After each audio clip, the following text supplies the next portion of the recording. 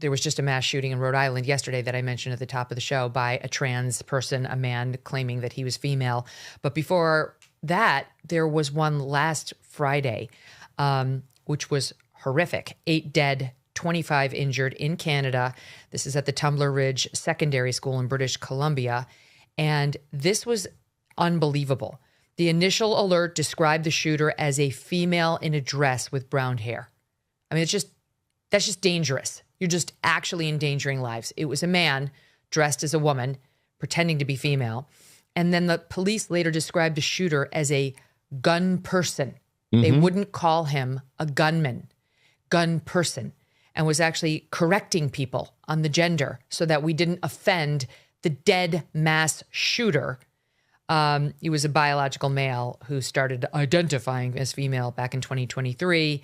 And they appeased him, they coddled him, they affirmed him. And he, like so many, including the guy who just shot up the Rhode Island ice skating rink yesterday, was driven to madness. And none of the coddling or appeasing wound up helping him.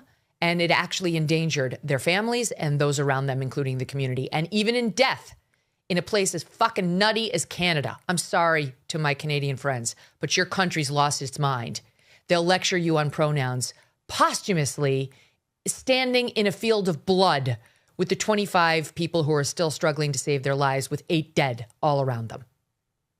And yet the Canadian authorities know that by policing language and by using these, like we're all gerbils getting little electric shocks, by using these constant tools of shaping the way we discuss and therefore think about these things, we don't have to, rather, the Canadians don't necessarily come to the very obvious conclusion, which is that these people are insane and need extremely serious mental help, the ones that think that they're, women or whatever. It's very obvious. It's very obvious to everybody who is thinking for themselves. And also all of the enabling that goes on is a grotesque submission to an evil ideology. I mean, this is how this has to be thought of. This is how it has to be talked about. I have friends now who will refer to, they'll call them like a tranny jihadi. Essentially, these are like holy warriors for the trans agenda now in their own mind. People who think that they are standing up for I don't know what you even say, like the community, because as you know, there's verbiage or there's talk about how there's a trans genocide. Because if you won't affirm, you are erasing, and therefore you not using the preferred pronouns, it's almost like you are making a species or a group of people go extinct. This is bonkersville. Like, this is crazy. And yet every major university in this country to this day pretty much still goes along with this, like little automatons that are doing what they're told. Most of corporate America until 5 minutes ago was absolutely devoted to this. And the Democrat Party to this day in this country is still doing this thing. And, we have to see this for what it is. There was Global News did a report on Friday about what happened in Canada at that mass shooting we just discussed. And listen to how they reported it. It's SOT 3. As Tumbler Ridge is grieving unimaginable loss, some community members are urging Canadians to resist division. This is really a time to put that away and to really think about compassion and love. Trans people are substantially more likely to be victims rather than perpetrators of violent crimes. There's fear around different identities. What we know is that people don't do these things because of their individual identity. Between 32 to 41% of trans people are estimated to have attempted suicide in their lifetimes due to stigma and discrimination, something a now removed Reddit account JessieBoy347, appearing to belong to Van Rootselaar, described. It really hurts. I am genuinely considering taking my own life. Yeah, this is that's just sheer propaganda. That's a Canadian news outlet. That's fucking propaganda. This is in the wake of this guy shooting Over 30 people, 8 dead, 25 injured. And it's all about how the trans people are the real victims here. Yes, of course. No, there's and in fact, I think you could, again, I'm not a psychologist, but I did a lot of research into this. It's kind of a covert narcissism, I think they call it, or a victim-based narcissism, where no matter what you do, you're not responsible because somebody else has done something to you first.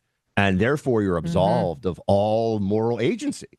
And by the way, that you see this with Hamas, for example. Oh, we had to go in with the suicide vest on and blow up a bunch of people on a pizza. Talking about Second Intifada. I'm not talking about this recent war. That's a whole other conversation. But we had to blow up a whole bunch of people at a bar mitzvah. But, they took our land a long time ago. So okay, guys, we need to actually live in the world we're in now and look at ourselves as human beings who make choices and have individual agency. And this is removed from us in these processes where they talk about this. I also think anyone who, if you strip away the propaganda, if you strip away the confusion and degradation that is at the heart of the trans agenda's menticide, both of the individuals suffering from it, but also from all the people who are supposed to clap and say, oh, and like trans affirmation and all this stuff. When they say things like 30 to 40% of trans individuals have tried to commit suicide, which also has nothing to do with the mass shooting, Megan, which you just pointed out. Why are we're trying to create sympathy? But maybe that's because they're deeply mentally ill, and instead of applause and special days in school celebrating it, we should get them help. They need help. That is the kindness. The kindness. And I hate when people weaponize kindness, because it really is the most beautiful human thing, is to be kind to each other and to take care of each other. But when they say, be kind, use the pronouns, pretend that the 200-pound guy who's, breaking girls' noses on the female lacrosse field is just a girl like everybody else, first of all, they're being quite unkind to those women.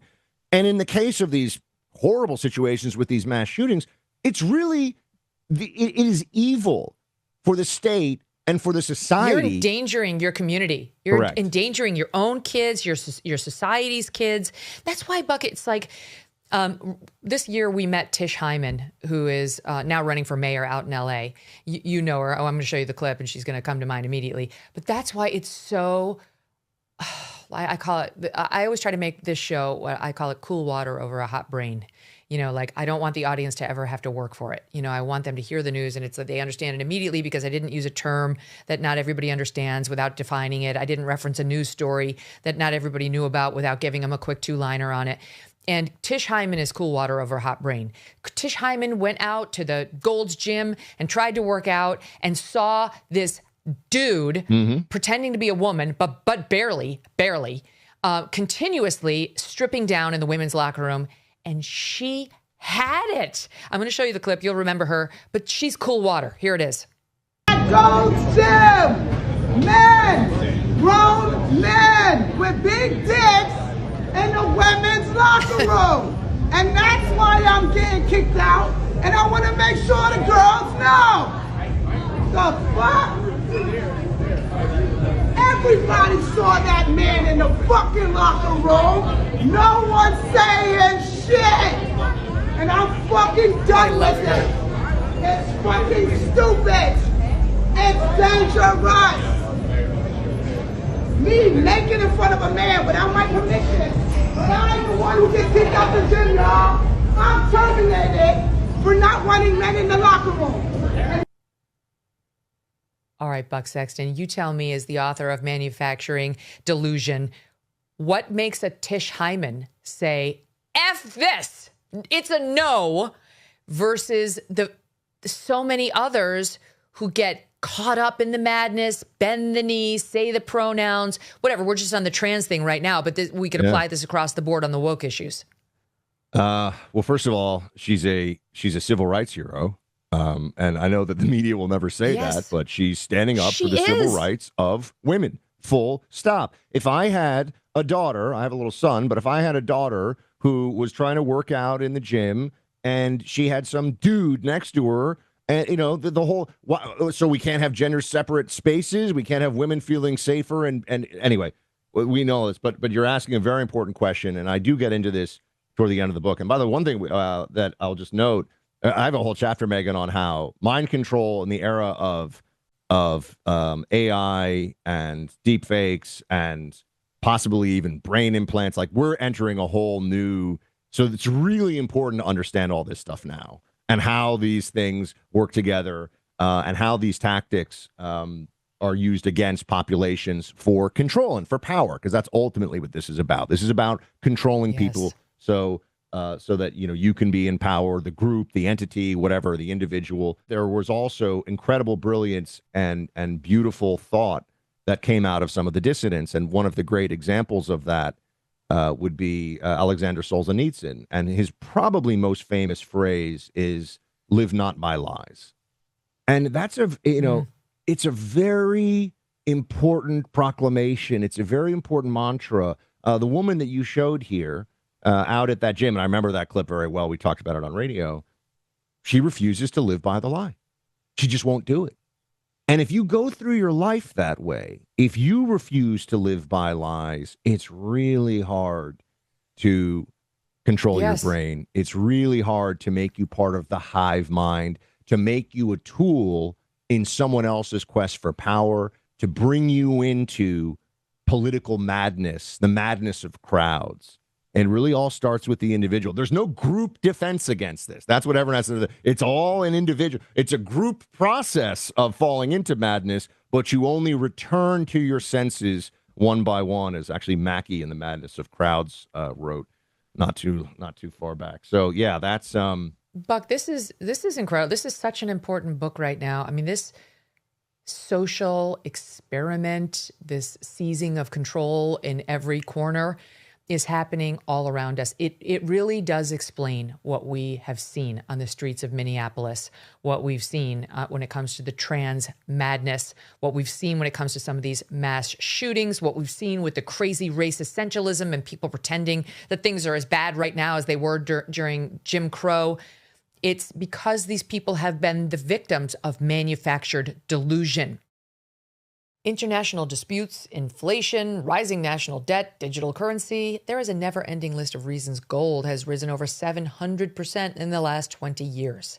And a never-ending list of reasons smart Americans diversify a portion of their savings into precious metals with Birch Gold Group.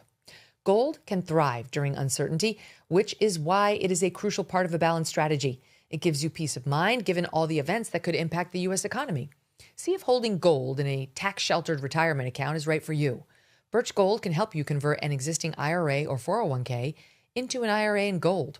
Just text MK to the number 989898 to receive your free info kit on gold. There's no obligation, just useful information. With an A+ rating from the Better Business Bureau and tens of thousands of happy customers, consider letting Birch Gold help you diversify with gold, so you too can have peace of mind regardless of the uncertainty. Text MK to the number 989898. Thanks so much for watching. If you like what you just saw, hit the subscribe button for more clips and full episodes.